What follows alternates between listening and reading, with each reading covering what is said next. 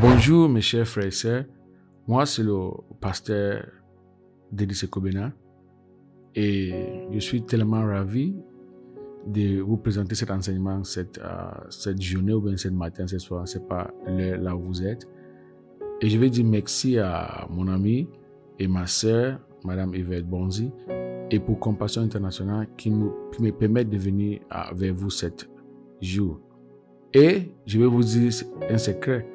Moi, j'ai des expressions anglophones, donc pardonnez-moi si mon français n'est pas parfait et que les conjugaisons ne sont pas à la ligne, mais écoute ce que l'Esprit est en train de dire. Je suis ravi cet après-midi, ce matin, de venir vers vous pour parler d'un sujet tellement important, la vision et l'appel de Dieu. Et je viens tout en direct du Cameroun. Prions. Seigneur, merci pour cette opportunité que tu nous donnes pour porter cet enseignement et cette vérité vers tes enfants et qui va ouvrir les yeux et de donner la possibilité de te suivre, de t'obéir et de savoir la raison pour laquelle nous sommes sur cette terre. Ouvre les yeux de comprendre les visions, ouvre les yeux de voir les appels. Merci Saint-Esprit, enseigne à travers de moi, que je sois un outil entre tes mains pour bénir ton peuple. Au nom de Jésus-Christ. Amen. Amen, amen. Tu te crois en ça, donne-moi un grand amen. Donc aujourd'hui, comme je disais tantôt, on va parler de la vision et l'appel de Dieu. Vous voyez, vous n'êtes pas un accident. Et Dieu vous a créé pour un but précis, pour un dessein précis. Et nous tous, aujourd'hui, on est sur cette terre parce que Dieu veut qu'on soit sur cette terre. Mais on n'est pas là pour faire de la loisiveté, on n'est pas là au hasard, on est là pour une raison précise. Et donc aujourd'hui, je vais parler de des éléments tellement importants, ou bien des vérités tellement puissantes, qui est quoi? 1. La vision, et 2. L'appel de Dieu. Donc, première chose, c'est que tu n'es pas là par accident, tu es créé par Dieu pour un dessein. Donc, qu'est-ce qu'est la vision? What is vision? La vision, c'est une image mentale du futur, une image mentale du futur. Ou bien, on peut encore dire la vision, c'est une image claire d'un futur inspiré par Dieu. Ça veut dire qu'il y a quelque chose que Dieu te montre au futur qui veut que vous fassiez. C'est ça la vision.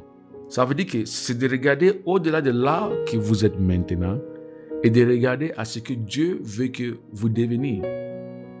Vous deviez. Je ne sais pas si le français est correct. Donc, le verset clé aujourd'hui, c'est Proverbe chapitre 29, verset 18, qui dit en anglais, « Where there is no vision, the people perish. » Là où il n'y a pas la vision, le peuple périt.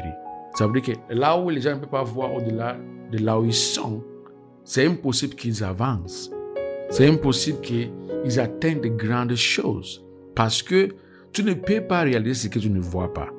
Donc la vision nous aide de voir et par conséquent, on peut réaliser. Donc, qu'est-ce que la vision nous fait?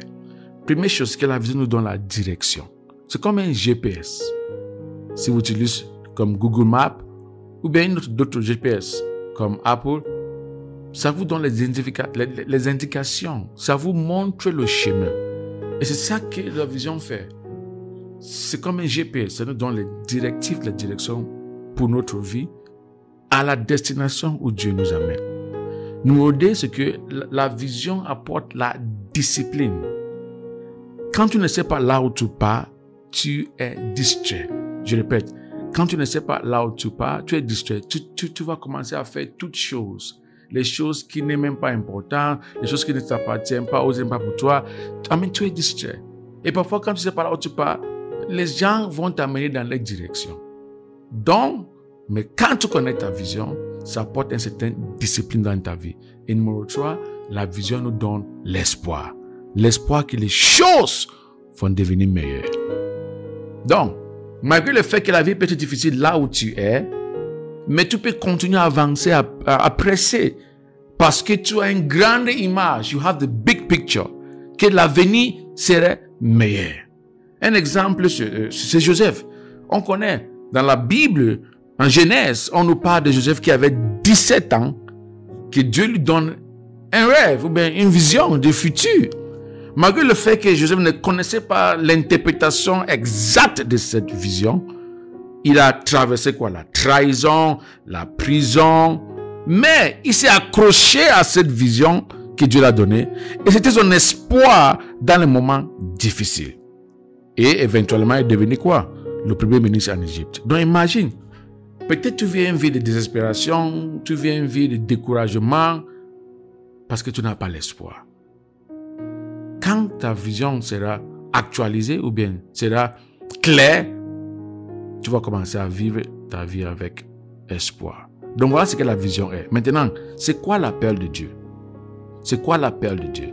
L'appel de Dieu, c'est une invitation. The call of God is a personal invitation. Donc c'est une invitation personnelle pour rejoindre Dieu dans son plan pour ce monde. Dieu a un plan pour ce monde. Dieu a ce qu'il veut faire dans ce monde à travers toi. Donc dans l'appel de Dieu, Dieu t'invite dans son plan. Donc, à la base, il y a 3 appels. Le premier appel, c'est l'appel au salut, l'appel à la repentance. Ça veut dire que Dieu nous invite à se repentir à travers le Saint-Esprit qui convainc nos cœurs et on confesse Jésus comme Seigneur et Sauveur. On devient né de nouveau. Le deuxième maintenant, c'est Dieu nous appelle à quoi? Dieu nous appelle à travailler dans son œuvre. Et numéro 3, Dieu nous appelle à être avec lui, qui est la mort. Donc, ce qui nous intéresse, c'est le deuxième partie. L'appel pour participer à l'œuvre de Dieu dans ce monde. Quand on lit le livre de Jérémie, chapitre 1, verset 5, I'm going to read in English. It says, Before I formed you in the womb, I knew you. And before you were born, I set you apart, and I appointed you as a prophet to the nations. Jérémie 1, 5. Donc, qu'est-ce que Dieu est en train de dire à travers cette verset? Que même avant qu'on était né, Dieu connaissait notre avenir, il connaissait là on devait être, ce qu'on devait faire, le pays qu'on devait être né, notre situation. Dieu connaissait toutes ces choses. Et donc, comme le prophète Jérémie a été appelé de le ventre de sa mère, nous tous, on est appelés. Et donc, le problème, c'est que beaucoup de gens ne savent même pas c'est quoi même cet appel et s'il doit être le pasteur, parce que tout le monde sait que quand tu penses que quand tu es appelé, ça veut dire que tu es seulement être pasteur. Non. Première chose que tu faut réaliser, c'est que l'appel de Dieu commence avec une relation avec Dieu. Dieu t'appelle à le connaître d'abord, l'appel à la repentance, l'appel à l'intimité, l'appel à la croissance. Et ensuite, Dieu t'appelle à lui, comment dire, servir, pour le servir. Comment dire ça en français? Pour le servir. Donc, Dieu m'appelle d'abord pour être avec lui, de le connaître, de grandir à la maturité, de grandir à l'intimité. Et il m'appelle pour servir dans son œuvre. Donc voilà la première chose que tu dois savoir. Deuxième chose, c'est que tu ne dois pas être parfait. Dieu appelle les gens ordinaires. Et j'aime ça. Dieu appelle les gens ordinaires et les transforme en les gens extraordinaires. Moïse était ordinaire. David était, tu connais Moïse? Marie était ordinaire, un simple adolescent. Hein? David, un simple berger. Donc, Dieu n'appelle pas les gens parfaits. Et numéro 3, l'appel est découvrir dans ton parcours. C'est un voyage. Ça veut dire que tu ne vas pas automatiquement savoir toute l'appel. Dès que... Non, c'est un voyage. Dieu t'appelle parce que le voyage, c'est d'abord quoi? L'intimité, la maturité. Et à la proportion que tu grandis dans ta foi, c'est la proportion aussi que Dieu révèle aussi les choses qu'il t'a appelé à faire. Maintenant, on mélange les deux. La vision et l'appel de Dieu. Comment est-ce qu'on découvre notre vision? Comment on découvre notre appel? Première chose, c'est Dieu qui t'a appelé, c'est Dieu qui connaît ta vision. Il faut passer du temps avec Dieu. La prière et la parole de Dieu va nous aider à entendre sa voix. Donc, passe du temps avec le Seigneur. C'est important. Pas du Seigneur. Ça fait longtemps que je suis enfant de Dieu. Ou bien ça fait un petit moment que je suis enfant de Dieu. je ne sais pas ce que tu m'as appelé à faire. Quelle est la parole biblique, verset biblique qui te parle? Pars vers Dieu et écris même une lettre à Dieu. Dieu, montre-moi ce que tu m'as appelé à faire. Donc, ça commence par ce temps d'intimité. Et parfois aussi, tu peux être dans l'église, peut-être à travers une prédication de ton pasteur, Dieu te parle. Amène cette prédication, amène cette parole dans ton lieu de prière. Ça peut être aussi que tu es en train de peut-être de voir un événement. Je me souviens quand Dieu m'a rappelé de quitter les États-Unis pour venir au Cameroun. J'ai regardé une émission et je voyais comment les gens au Congo souffraient. La ADC. Comment, et avec les rebelles violaient les femmes devant les maris. Détruire les femmes. Et je me souviens les missionnaires américains qui venaient pour aider cette femme. Et Dieu m'a parlé. Prépare en Afrique pour susciter les leaders parce que le problème de l'Afrique, c'est le leadership, le bon gouvernance. Et je ne pouvais pas dormir, j'ai pleuré parce que je ne savais pas comment les gens peuvent faire ça. Et donc, la première chose quand je suis revenu au Cameroun, c'est de faire une école biblique qui te fait quoi? De former les leaders serviteurs, c'était une nouvelle génération de leaders serviteurs. C'était la vision qu'on a menée au Cameroun pour l'école biblique. Donc, tu voyais que à travers une émission, à travers un rapport comme Néhémie, tu es stimulé à travers un fardeau. Dieu te parle pour venir, intervenir et pour changer. Donc, la première chose, c'est passer du temps avec Dieu. Et comme je dis, deuxième chose, fais attention à tes passions et tes fardeaux. You need to pay attention. Quelles sont les passions que tu aimes, les choses que tu aimes faire? Et quels sont les fardeaux que tu emportes? Qu'est-ce qui brûle dans ton cœur? Comme Néhémie. Néhémie travaillait dans the courts of the king. Hein? He was a king's cupbearer. C'était un bon travail. Comme au Cameroun, je ne sais pas, même là-bas, là où vous êtes, si on dit que quelqu'un travaille à la présidence, automatiquement, il a un regard différent. Parce qu'on appelle le mot quoi? Président, même si change seulement les impôts là-bas. Mais quoi, il a la présidence, même s'il ne gagne même rien. Même si le bus lui parle le matin, laisse là-bas, il sort au portail. Mais il travaille à la présidence. Donc il y a une certaine notoriété, un certain calibre. Parce que c'est la présidence. Donc imagine qu'un gars comme Néhémie travaillait dans la présidence, dans la cour du roi. Il goûtait le vin avant que le roi goûtait. Un travail précieux, prestige, mais aussi dangereux. Parce que si on empoisonnait le roi, c'était lui qui mourait d'abord. Ça veut dire qu'il touchait beaucoup d'argent. Il avait une certaine importance. Mais Dieu a mis un fardeau pour rebâtir les murailles de quoi? De Jérusalem. Et il a dit au roi, parce que ça le dérangeait, il ne pouvait pas dormir. Il est parti. Il dit, no, I have this burden. Donc, numéro 1, passe du temps avec Dieu. Numéro 2, fais attention à tes passions, qu'est-ce que tu aimes faire et tes fardeaux. Numéro 3, regarde tes dons et tes talents. Parce que Dieu nous équipe pour les choses qu'il nous a appelés à faire. Je répète, God equips you for what He has called you to do. C'est pourquoi un signe de savoir que ce que tu es en train de faire, ce que tu dois faire, c'est que tu n'as aucun don par rapport à ça. Quand Dieu m'appelle dans une chose, si Dieu veut que tu sois un pasteur, il va te donner quoi? La capacité de faire quoi?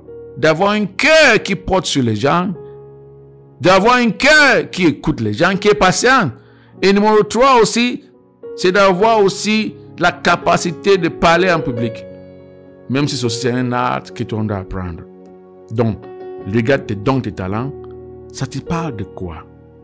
Et numéro 4, il faut obéir étape par étape, step by step. Commence petit, dis oui à les petites choses, obéis là où vous êtes, sais là où vous êtes et commence à grandir. Un exemple, on parle au cas de David. David a été appelé en tant que berger. Donc quand la Bible nous introduit à David, il est un berger, c'est servant. Puis il développe. Qu'est-ce qu'il fait? À l'âge de 17-18 ans, il est un comme roi. Mais malgré le fait qu'il est un comme roi, il est reparti, continue à faire son travail de berger. Donc chaque étape est importante. Et à fur et à mesure, son appel s'est dévoilé. À travers quoi? Sa fidélité, l'adoration, le courage et l'obéissance. Donc, Je vous donne un exemple pratique, un exercice que vous pouvez faire là où vous êtes. Maintenant, je vous pose les questions et réponds à ces questions. Première question. What do I love doing that helps others? Qu'est-ce que j'aime faire qui aide les autres? Première question. Qu'est-ce que j'aime faire qui aide les autres? Numéro 2. When do I feel closest to God? When do I feel closest to God? Quand est-ce que je me sens plus proche de Dieu? Quand est-ce que je me sens plus proche de Dieu? Numéro 3. What do others say I am good at? Qu'est-ce que les autres disent que je suis bon à faire? Ou bien qu'est-ce que les autres me recommandent ou bien disent que je fais bien? Et numéro 4. What problems do I feel burdened to solve? Quels sont les problèmes que je sens le fardeau à résolu? Quels sont les problèmes que j'aime résolus? Donc, si vous essayez de répondre à toutes ces questions, ça va vous donner une idée de votre appel et de votre vision. Donc, Dieu vous donne l'appel et la vision est cet instrument à laquelle vous pouvez réaliser l'appel. Donc, l'appel est là.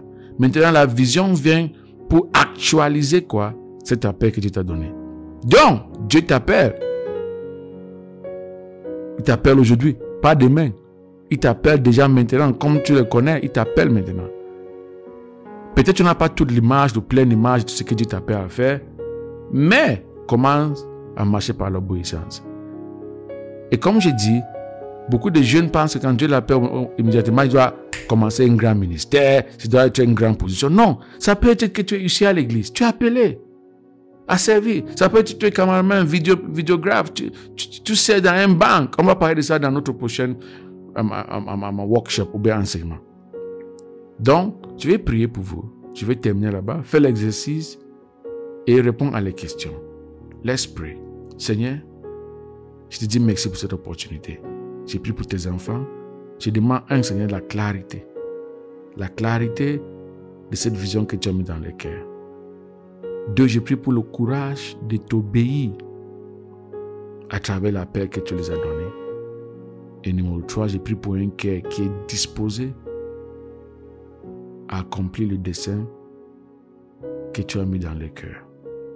Je prie que l'appel sera clair, sera confirmé et ça va s'actualiser. Merci pour cette saison dans la vie. Pour ça, toute la gloire et l'honneur et l'adoration au nom de Jésus. Amen. Amen.